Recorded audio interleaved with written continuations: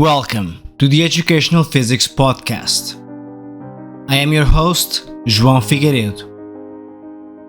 This is Season 3 of the Educational Physics Podcast. I hope to speak about many issues. I hope to speak to guests about many issues.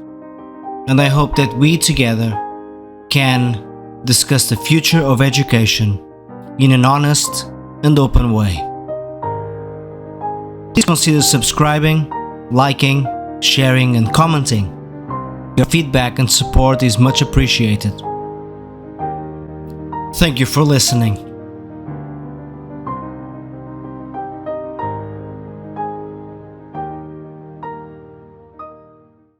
Welcome to another episode of the Educational Physics Podcast. As I mentioned last week, today we start a new series of episodes on learner-centered education.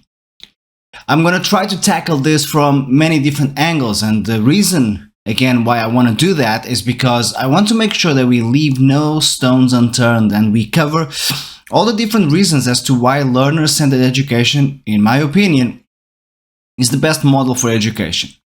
It prioritizes the student. It makes the process of teaching and learning much more interactive and more on an even playing field sort of perspective. It allows students to approach learning and their challenges and difficulties the way that makes sense to them, rather than the way that makes sense for the system. And it allows teachers to really approach education from a perspective of facilitation of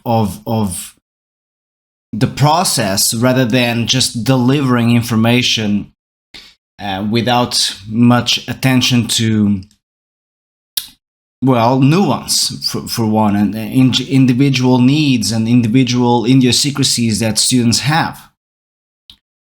Today's episode will be all about the evolutionary angle as to why I believe that learner-centered education is indeed the most suitable model for today's education. From an evolutionary perspective, we can take a look at a couple of different ideas. So for one, humans are clearly wired to seek survival, danger avoidance, and comfort. Now that means a lot, and it might be something that we would say in passage and be like, humans are wired for survival. What exactly does that mean in specific terms and examples, and how does that apply to today's reality, where most of us are not really pursuing survival at a very conscious level anyway, unlike our ancestors when they actually had to fight for survival on a daily basis. We do that, but we have adapted how we frame survival. And how does this angle of students and teachers sharing that humanity, how do we transfer the need for survival and comfort and danger avoidance, how does that cross over to education? But this need that we have for survival explains why we have changed our landscapes and our environment so much. We have mostly changed our ways of living and being in order to become more comfortable. We have houses, we have cars, we have airplanes. Everything is about streamlining our lives and making humans as a species more comfortable. Fulfillment, that's an optional one. And that matters, right? Because some people say that we are trying to make our lives more fulfilling. Perhaps that is the goal, inherently speaking. But is it that we are achieving? Is it fulfillment, or is it just comfort And then individually, we position ourselves differently depending on our upbringing, education, our personality traits, our genetics. I do believe that we are seeking comfort, not necessarily fulfillment. Fulfillment would be a byproduct that comes only to few people. But the reality is that we do adapt the environment. Lions don't do that, right? Lions don't create changes in their environment to make it easier for them to hunt. They've been hunting the same way for thousands of years, right? So what is it about humans that makes us so wired for adaptation and change? We are indeed the apex predator, but we're not the strongest, and we're definitely not the fastest. The only thing that humans can do better than other animals is, apparently, we are the animal on the planet who can run for the longest. I'm not sure how that helps if you're running away from an animal that's much faster than you, unless you're making those animals run away from you instead of towards you. And again, this links to our ability to adapt, because once we've understood, and we will get into the how we understood that, but once we've understood that we don't run the fastest and we are not the strongest, so we have to make these animals run away from us so we can chase after them, and then indeed we can beat them at that game because we can run for the longest. Then we understood, okay, we need to have some sort of deterrent, something that makes them want to run away.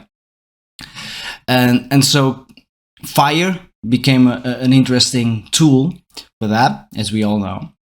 And obviously weapons. We started creating weapons with rocks and sticks. And so this shows once again that we are very capable of learning. But it is the exposure to the environment that is teaching us.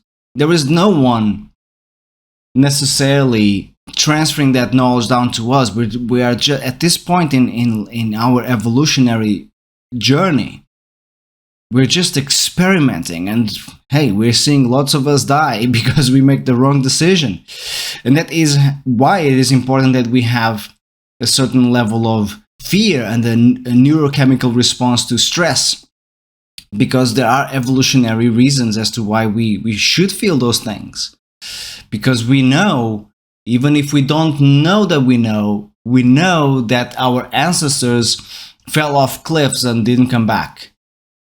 We know that our ancestors ignored the noise behind the bushes and it was a lion.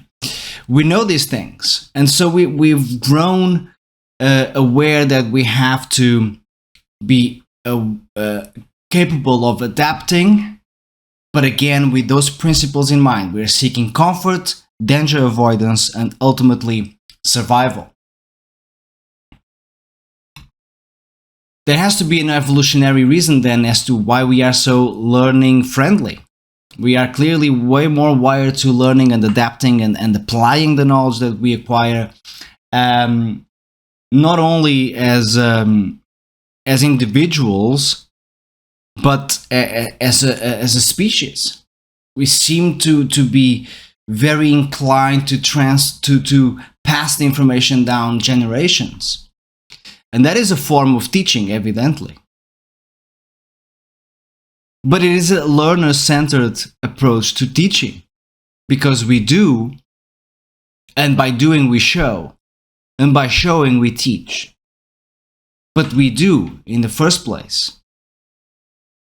And of course, other animals are capable of learning, but dogs, for example, even when exposed to the human language for several years, they don't necessarily pick up on it. They can understand some words, which are mostly just repetitive commands that we expose them to, mostly also by showing them what the word means. So often if you want to teach a dog to sit and to respond to the sit command, you don't just sit over and over again. You make the dog sit. right? So it's much more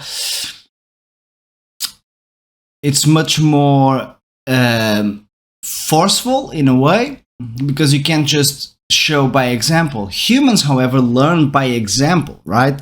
We don't have to manhandle a child to sit in order for them to learn what the word sit means. And indeed, a dog, again, can be exposed to human language for 10 plus years, and they won't be able to recognize more than a few words, and they will definitely not be able to replicate the words, at least not even intentionally. You're gonna always find that YouTube video of a dog that's barking human words. Okay, but it's not intentional, is it? And so humans, on the other hand, only takes us 2 years to become pretty fluent at our mother tongue. We can be bilingual and think in multiple languages even. It's quite interesting to see how that process occurs, right? And once again, merely by exposure, right? I'm Portuguese, so my mother tongue is Portuguese, and I wasn't taught Portuguese per se, was I? I was just exposed to it. Everyone would be talking to me in Portuguese, and I started to pick up on the words. What makes us wired to pick up on the words? Right? Why don't dogs do that? And why do humans understand it? There's a need here for me to understand what's being said. Once again, it is a need to seek comfort and safety in this case, right? Which leads to comfort, evidently. But we understand as children that I can't go on much longer without understanding what's being said around me and what's being said, asked of me, using this language that they are using. Because we've understood as a species that it is not about manhandling our kids and, okay, go here, go there, and sort of ignore those linguistic patterns. No, right? We know we are supposed to teach children to speak by just speaking to them. And once again, that's a learner-centered approach. So we already do that. But then we don't do that with other things such as maths or geography and history. We don't take that same approach of just using exposure. And yes, surely some fields we will have to package the content a little differently. Okay? Humans do seem more wired to understand language. I think we all use language rather than, I don't know, geometry, right? Some of us don't really have that sort of knack to understand things straight away when it comes to specific fields. And that's fine. There are ways to work around that. And once again, learner-centered education does prepare students, or even teachers also in this case, but the whole community. It prepares us and equips us with tools that allow to overcome that quote-unquote lack of initial skill, which is questionable, but we won't get into that today. So then we have to ask ourselves another question. How do we learn the best then? What is the best way to learn? And this question is much more complex because humans do seem to differ amongst themselves in terms of how they learn, like I just said. Some people are more inclined to learn numbers, others are more inclined to learn languages. But if we are also unique, and maybe not as unique as we would like to think, at a larger scale, at a species scale, maybe we are not as peculiar. But at the microscopic level of the individual, we are definitely very unique. I don't learn the same way you learn. And you don't learn the same way your mom and dad learned, even though you're related. And that's a beautiful thing. And as educators, then we need to assess, okay, how does this work then? How do we make this work? How should one approach learning and teaching at a large scale? The argument is that there are multiple factors that influence your learning. Your landscape, your environment, your culture, your social connections, your family, etc., etc. The exposure that you get to certain ideas or lack of exposure. Evolutionarily, it seems clear that we are all wired for learning and adapting. It seems to be pretty clear that that's the case. We wouldn't have made it otherwise as a species, right? Again, we're not the strongest, we're not the fastest. We are clearly some of the smartest, at least at this level of adaptation and what would we call this? Environmental changing skills. Okay, we are clearly very advanced when it comes to that. Dogs are not changing their environments, not at the level that we do. Lions are not changing their environments, not at the level that we do. Even like very intelligent creatures such as dolphins and crows and octopi, they're not changing their environment. They're very capable of solving problems. That seems to be the case. But they can't seem to find ways to avoid that same problem in the future. Humans are really good at this. We are capable of solving this problem today, and then we are capable of creating tools so we don't have to face that same problem again. And that's very relevant. And we ought to think as to why we do that. Humans are also designed for collaborative work. Again, we understand our limitations and we join forces. It's been the case since pretty much day one. As we understood, once again, we have to hunt in groups, in packs. We have to. Again, not the fastest, not the strongest. So we have to leverage all the skills, our communication skills, our collaboration skills. And so the way we learn has become more and more like groupthink. Right? We adopt these ideas at a societal level. And we see that every day. Just read the news, right? Everyone seems to think one of two ways. But that's not really real, is it? And we all know this. And the way we are educating people is affecting the way people think. The figure of a teacher only becomes more relevant as we needed that wise sage to guide the masses. And there pretty much lies the start of academia, right? We wouldn't need a teacher if everyone could learn individually, but if everyone could and can learn individually, we would lose the collaborative element. We need to share something, right? Like a certain common thread.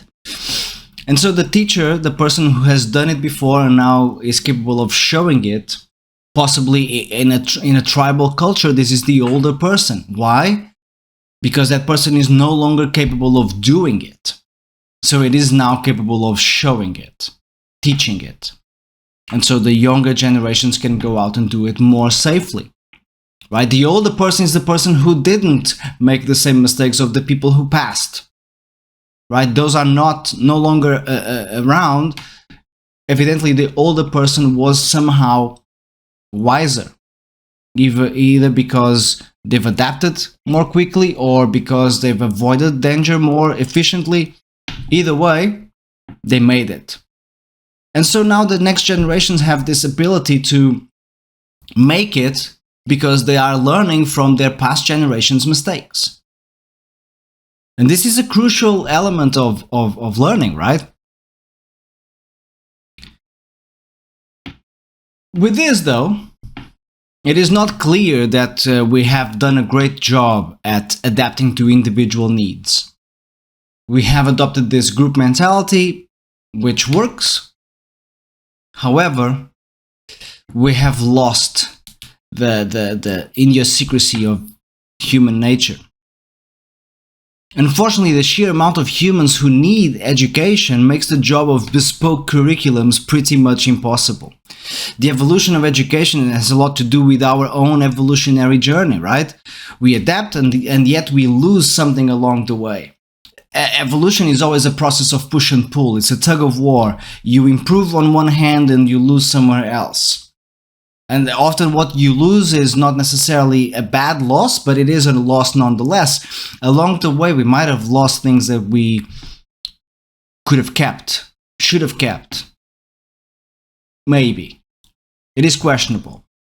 Evolution seems to get it right most of the time, but we are going through a process of acquiring skills and knowledge and losing other skills and knowledge. And we know this just by speaking amongst each other. We, like, the previous generation always seems to think that the next generation is less capable. Is that true though? Historically speaking, evolutionarily speaking, that's evidently not true. Lives are getting easier. Isn't that the whole goal? Isn't that what we're trying to achieve here? But at what expense? What's the loss, right? At the end, we need to make a sort of net calculation of loss and profit. At the same time, it is always clear. It's also clear, I should say, that humans, like other animals, can very easily learn patterns and behaviors by exposure. We spoke about language already today. They see and then they do. If this is in alignment with our evolutionary needs, danger avoidance and comfort seeking, humans learn very quickly.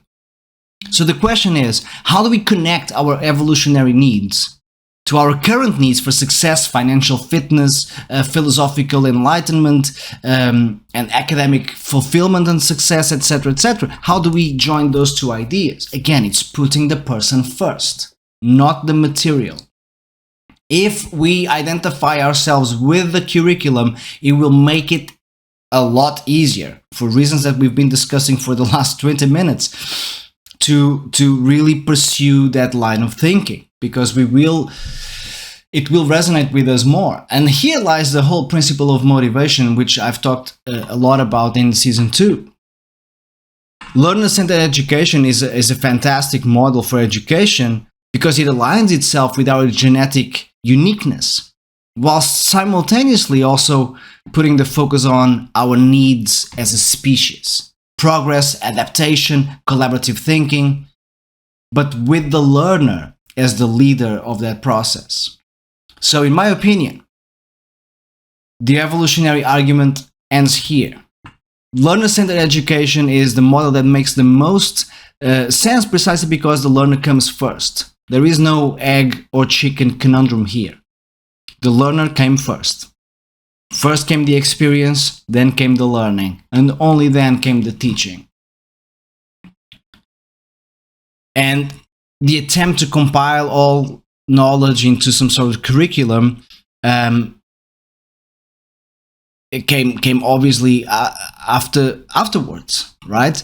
And we are evolutionarily linked with our learning skills, not with our teaching skills, right? It's the learning process that allows us to carry ourselves as a species into the future.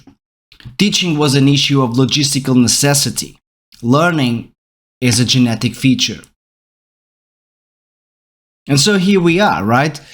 Talking about learner-centered education from the evolutionary perspective. Humans are wired for learning. Humans are wired to adapt and recognize patterns. We are really good at that, at whatever cost sometimes. Net profit, net loss.